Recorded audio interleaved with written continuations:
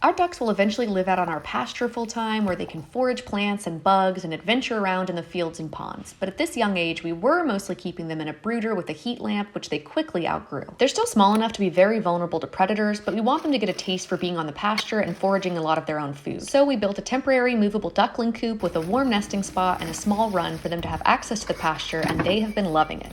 Also, other than the chicken wire, all of the materials were scrapped from the old barn, so it was practically free. We move the run a couple times a day, and they get right to work gobbling up all the dandelion, dock, tender grasses, and bugs. If ducks have enough pasture with a diverse mix of different plants and bugs to eat, they can make a good living in our region with basically no supplemental feeding except in winter. We're still giving them some store-bought food that's enhanced with niacin to make sure that they're developing well, but we're very happy with how much of their own meals they're foraging. This weekend, we're getting together with our landmates to build an earthen duck coop using clay from the land and some salvage materials. So once these ducks feather out, they'll graduate to the big kid coop in their new home on the pasture.